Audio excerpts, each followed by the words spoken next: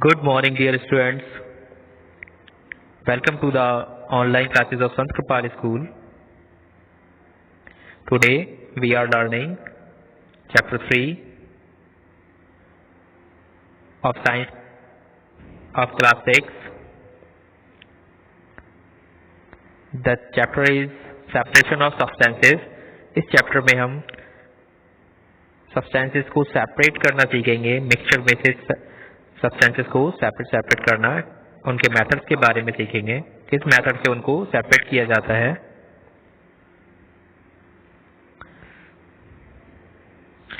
We use many materials like sugar, common salt, water, milk in our daily life. In many materials we have to separate the useful components from the unwanted or sometimes harmful components before we use them. Crops are cultivated in field by farmers. The crop grown is not consumed by us directly.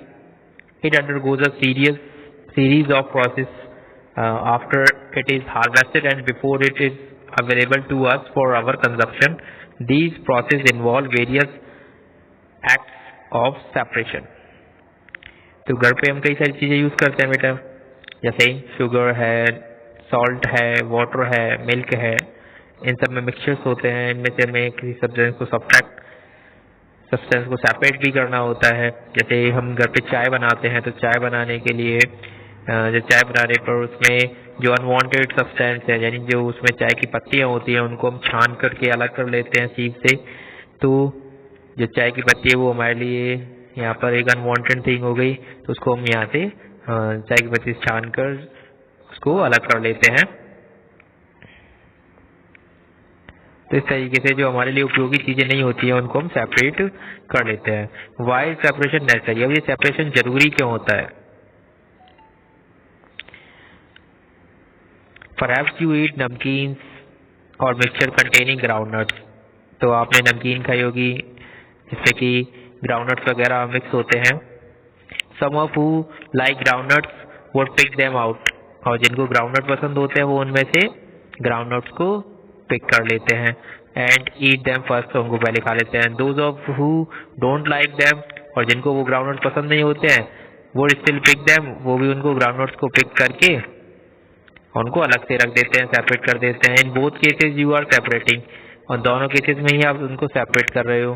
From the make it more suitable for you taste, यानी आप अपने taste के according उसको separate किया। We can obtain useful component from a mixture, यानी हम अपने suitability के अकॉर्डिंग मिक्सचर्स को सेपरेट करते हैं। There are many reasons because of which the unwanted materials are separated from valuable components. Some of the reasons are discussed as under. कुछ topics के बारे में हम यहाँ पर बात करेंगे, कुछ रीजंस के बारे में हम यहाँ पर बात करेंगे कि सेपरेशन जरूरी क्यों है।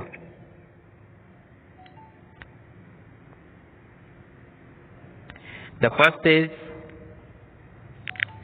रिमूवल ऑफ हार्मफुल कंपोनेंट्स, यानी जिस सब्सटेंस में अगर हार्मफुल कंपोनेंट्स हैं तो उनको हमें सेपरेट करना होता है।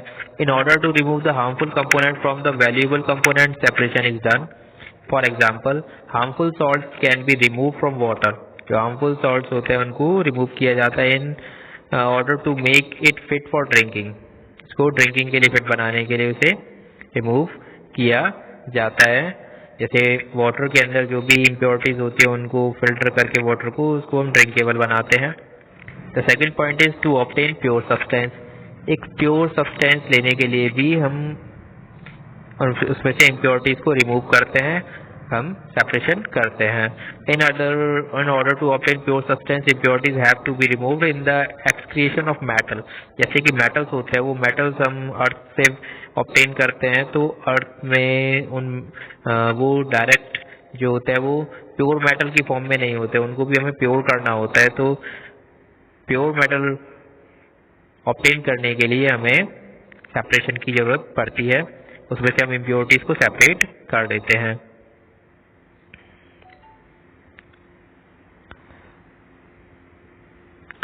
Now, third point is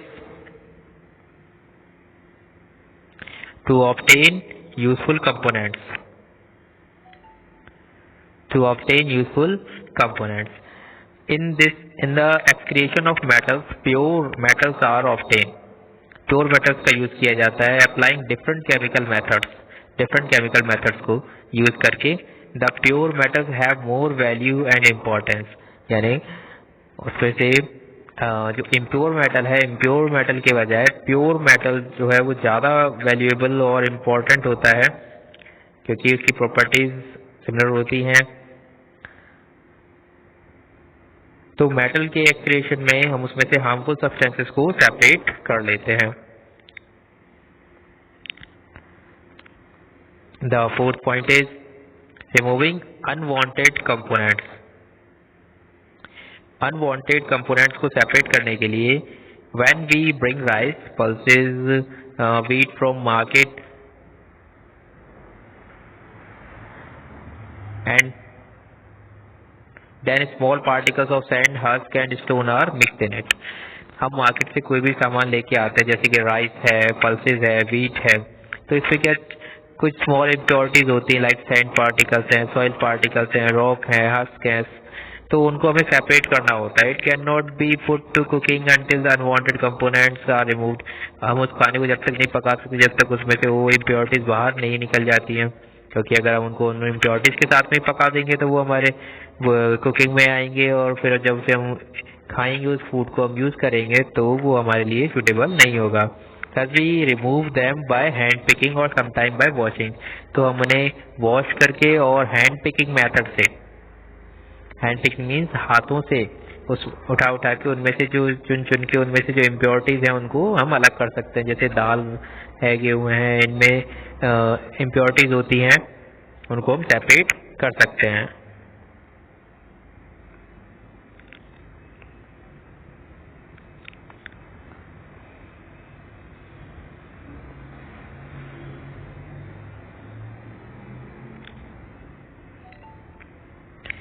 Now, methods of separation.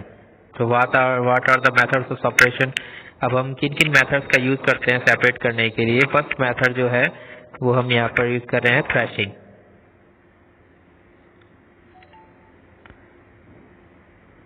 Threshing when the crop of wheat is cut from the field, जब खेतों में से गेहूं को काटा जाता है, then it packed into form of a bundles of for drying, यानी उनको हम सूखने के लिए बंडल बनाकर रख देते हैं. आफ्टर इट इज ड्राइड, जब ये ड्राई सूख जाते हैं, then stalks have to be removed, तब इसमें से स्टॉक जो है वो रिमूव होता है टू ऑब्टेन क्लीन वीट लेने के लिए. For this a machine called thresher is use. इसके लिए मशीन थ्रेशर का यूज किया जाता है. The bundles of wheat are put in the thresher. तो the bundles of wheat are put in the thresher. जो बंडल्स होते हैं वीट के, गेहूं के जो बंडल्स हमने बनाए थे उनको हम थ्रेशर मशीन के अंदर डालते हैं. तो उसमें से क्या होता है कि वीट में से स्टॉक्स एंड हस्क जो है वो सेपरेट हो जाते हैं. It through out the stalks and chaff at the distance. वो स्टॉक्स एंड चाफ को दूर फेंक देता है. This is a modern technique. ये एक मॉडर्न टेक्निक है. Some poor farmers do this by trampling the bundles of wheat under their feet or under feet of animals. यानी जिन लोगों के पास ये थ्रेशिंग मशीन नहीं होती है, जिन किसानों के पास, वो जो ओल्ड मेथड्स हैं उनका यूज करते हैं. वो अपने फीट या फिर किसी एनिमल के फीट के नीचे उनको कुचलवा के उसमें से वीट को बाहर निकालते हैं. Threshing can be also done by blowing the bundles on a rock. Threshing को, उन बंडल्स को रॉक पर पीट कर भी निकाला जा सकता है. The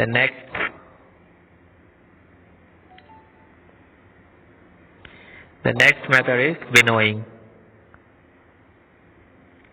winnowing is a simple process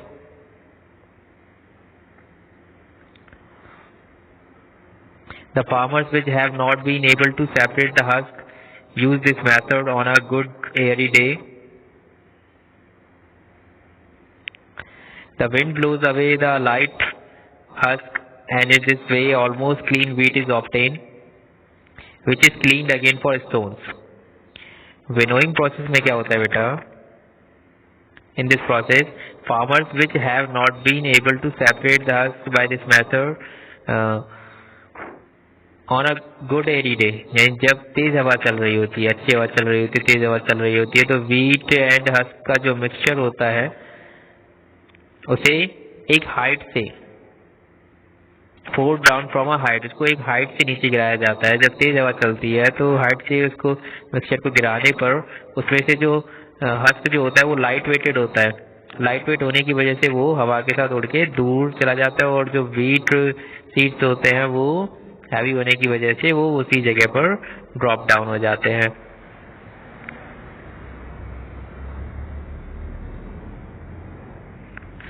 The next method is hand picking. After winnowing, the wheat still contains small pieces of sand. After winnowing, the wheat still contains small pieces of sand. यानी winnowing के बाद भी उसमें कुछ छोटे छोटे small pieces रह जाते हैं सैंड के, रॉक्स के, तो उनको कुकिंग से पहले उसमें से उन लार्ज पार्टिकल्स को सेपरेट करने के लिए हम हैंड पिकिंग मेथड्स का यूज़ करते हैं। देखो यहाँ पर हैंड पिकिंग शो की गई है, आपने घर पर भी देखा होगा कि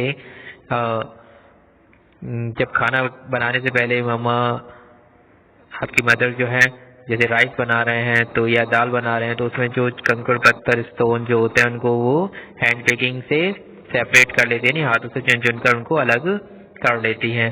this is done by hand picking. Each piece of stone is hand picked and thrown out. This method is adopted when the piece of sand and stones are big.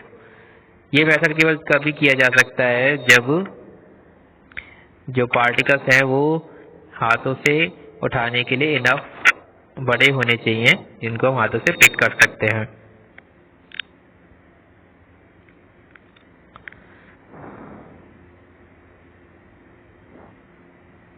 The next method is sieving.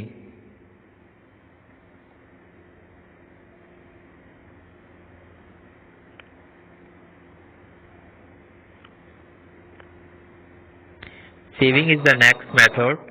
In this method, when the sand pieces of rocks and seeds are very small, then they can pass through the sieve but not the wheat. यानी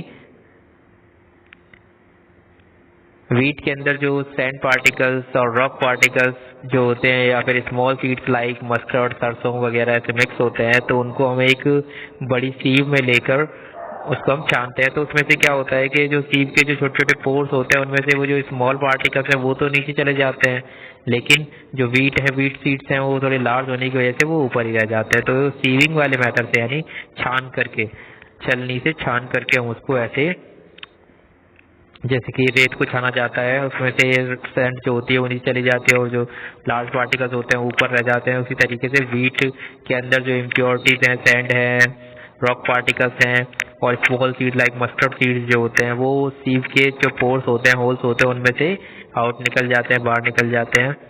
ऐसे ही हम घर पर आटा छानते हैं तो आटे को यानी वीट को सीव के थ्रू हम छानते हैं, तो सीव को हम from side to side move कराते हैं, move from side to side, the small impurities move down the sieve. तो उसके अंदर जो इम्प्योरिटीज होती हैं, जो उसके अंदर जिसे हम चोकर बोलते हैं, वो उसमें से रिमूव हो जाता है and we get clean flour, और हमको साफ आटा मिलता है।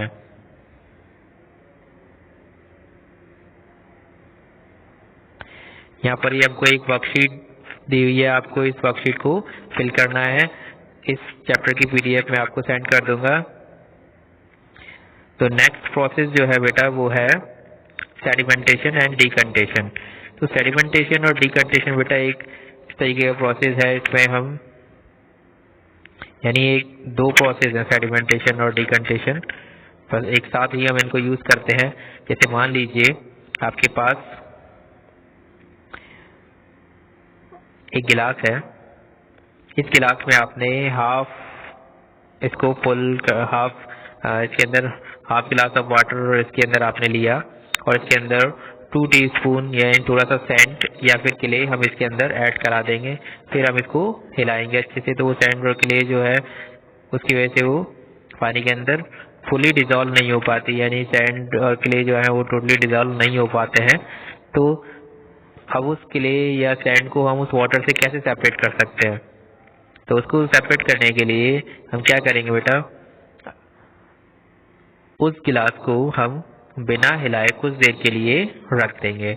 आफ्टर सम टाइम क्या होगा कि उसमें जो सैंड पार्टिकल्स थे वो सब सेटल डाउन हो जाएंगे, सब नीचे आ जाएंगे, सब नीचे आ गए। इसमें देखो इस कंटेनर में वो सब नीचे बैठ गया, सेटल हो गया, और जो वाटर है वो ऊपर आ गया। तो अब हम ये जो पार्टिकल्स का सेटल डाउन होना है बॉटम में, सेडिमेंटेशन इसे ही बोलते हैं। Sedimentation is the process in which the heavier insoluble particles are allowed to settle at the bottom of the container. इसमें जो पार्टिकल्स हैं वो सेटल डाउन हो जाते हैं बॉटम में कंटेनर के। The insoluble solid which separates from suspension is called sediment. और इसमें जो सॉल्युबल सब्सटेंस को जो सेपरेट किया जाता है उसे हम insoluble solid which separates from its substance is called sediment. When the heavier insoluble particle settles down at bottom, जब ये पार्टिकल्स इसके बॉटम में बैठ जाते हैं तो हम क्या करते हैं, एक अदर दूसरा कंटेनर लेते हैं। उस कंटेनर में हम धीरे धीरे से क्या करेंगे कि इस कंटेनर का जो वाटर है उसको हम सेपरेट कर लेंगे, यानी इस कंटेनर से हम धीरे धीरे इसका जो वाटर है ऊपर से उसको हमने सेपरेट कर लिया, और जो बॉटम में इसके सॉइल क्ले जो रह गए थे वो हम उसको नीचे रहने देंगे इस तरीके से। तो हम इस तरीके से एक कंटेनर में हमारे पास क्ले सैंड ये आ जाएंगे और दूसरे कंटेनर में हमारे पास वाटर आ गया। तो इस जो दूसरे कंटेनर में हम उसको पोर कर रहे हैं इसे हम डिकंटेशन मेथड बोलते हैं। When the heavier insoluble particle settle down at the bottom the liquid is poured gently so those insoluble impurities do not get disturbed, it is called decantation method। तो इस तरीके से हम डिकंटेशन मेथड प्रोसेस को कर सकते हैं बेटा। जो नेक्स्ट प्रोसेस है यह है फिल्ट्रेशन। फिल्ट्रेशन प्रोसेस में क्या होता है बेटा, when the impurities are very small, जब impurities जो है वो बहुत ज़्यादा स्मॉल हो तो उसके लिए हमें क्या करना है, फिल्ट्रेशन मेथड का हम यूज़ कर सकते हैं। और जैसे इम्प्योरिटीज बहुत ज़्यादा स्मॉल हो और उसको हमने वाटर के अंदर डिजॉल्व कर लिया, मान लो कि हमने इसको हम एक एक्सपेरिमेंट के थ्रू समझते हैं। यहाँ पर देखो ये एक्सपेरिमेंट हमको यहाँ शो किया गया है। यहाँ पर हमने क्या किया, एक जार लिया, इस जार के अंदर यानी एक गिलास का वाटर ले लिया, इस गिलास के अंदर हमने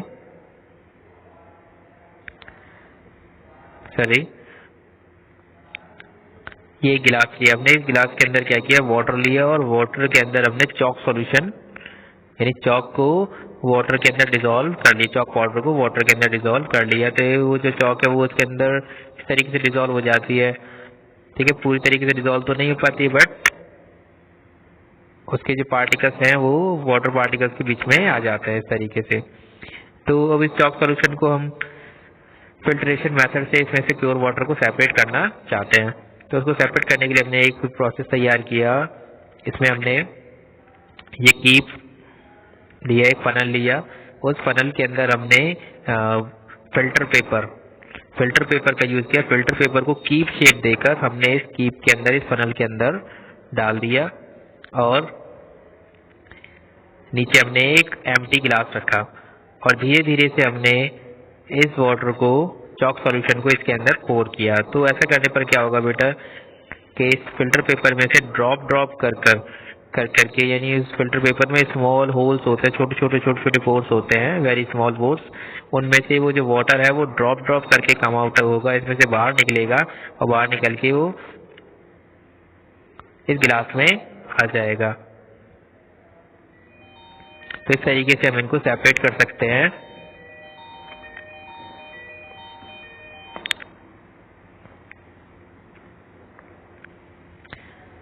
तो बेटा next,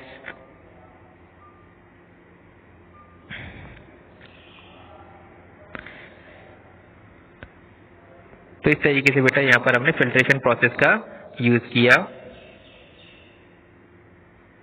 in filtration the mixture is allowed to pass through filter paper gently, the solid particles remain on the filter pores.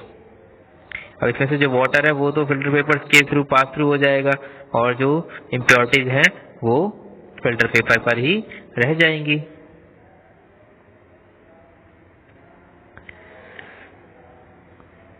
तो बेटा आज का लेक्चर हमारा यहीं पे फिनिश होता है। नेक्स्ट लेक्चर में हम मिलेंगे, इसके आगे के टॉपिक्स को कंटिन्यू करेंगे। अभी आप इस चैप्टर को स्टडी करेंगे अच्छे से और इसकी पीडीएफ भी मैं आपको सेंड कर दूंगा। तो अभी आपको क्या करना है, अच्छे से चैप्टर को समझना है, फिर नेक्स्ट एक्सरसाइज को हम इसमें कंटिन्यू करेंगे। Have a good day.